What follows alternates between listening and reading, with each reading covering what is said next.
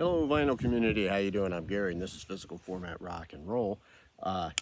Today's beer goes out especially to my buddy Mike over at MGK Boston, because I know he likes to drink this stuff here. And he thinks I never drink cheap beer.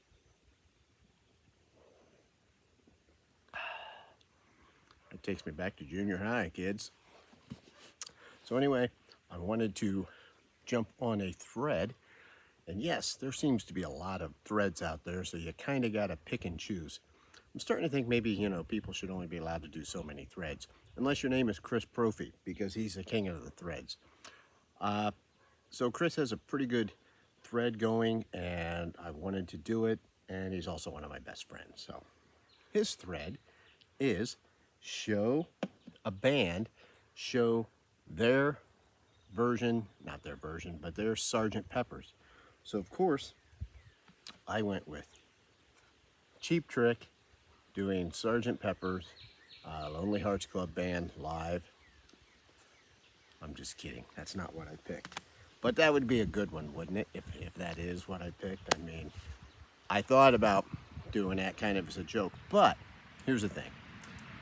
Unlike some people that watch Chris's videos and they just fast forward through them and they don't really listen to them, which is a darn shame, because why would you fast forward through Chris Propfe, who probably has the best voice in the vinyl community?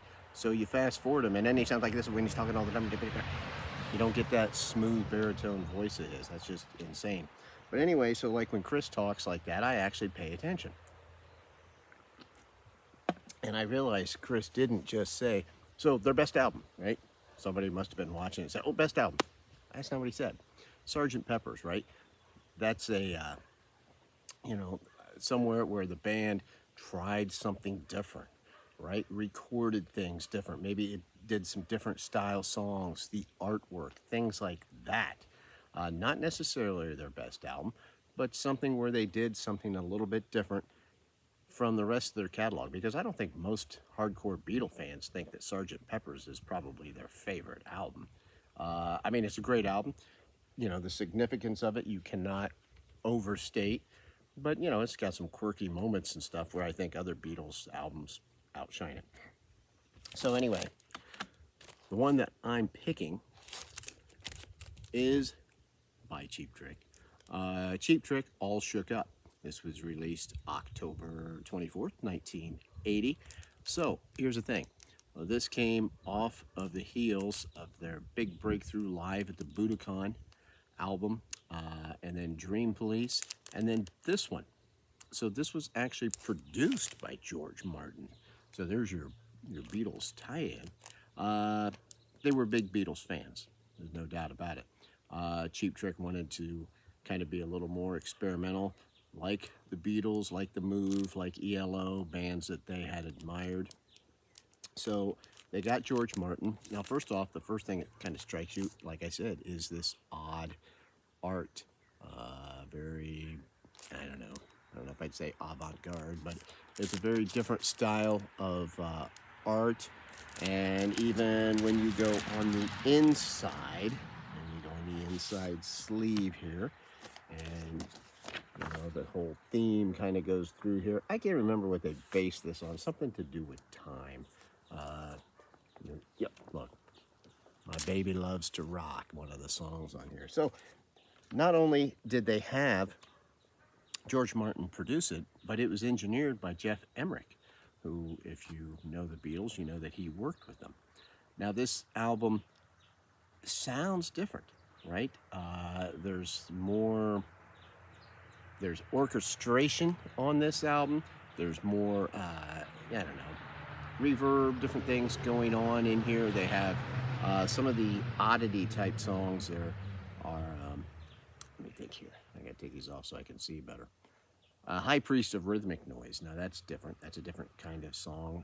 The vocals almost sound robotic at times. Definitely different for Cheap Trick. The ending, Who Da King, is pretty much just percussion and vocals going, who the king of the whole wide world, which not my favorite song, probably my least favorite song on this album. But here's the thing, it also has just some fantastic moments. It starts off with the song Stop This Game. Just Robin Zander on the vocals. First, you got like a little bit of orchestration or synthesizer building up, and there you hear Robin's voice. Well, I can't stop the music. I could stop it before. And then eventually the music kicks in, bum bum, and it's got the orchestration with it, dum dum dum dum, and it's a rocker. It turns into a great song. I love that song. Stop This Game, and Can't Stop It, But I'm Going to Try are a couple of my favorite Cheap Trick songs, and they really carry this album. This is not Cheap Trick's best album. It's not my favorite album, but I think it's held up well. It didn't go over that well when it first came out. It didn't sell quite as well. Fans weren't sure what to think of it, but I think over time it has become more of a beloved album. It's also got a song on here called The World's Greatest Lover, which is this slower, kind of dramatic ballad, which has some fantastic vocals by Robin Zander, who's probably one of the greatest singers in rock and roll history.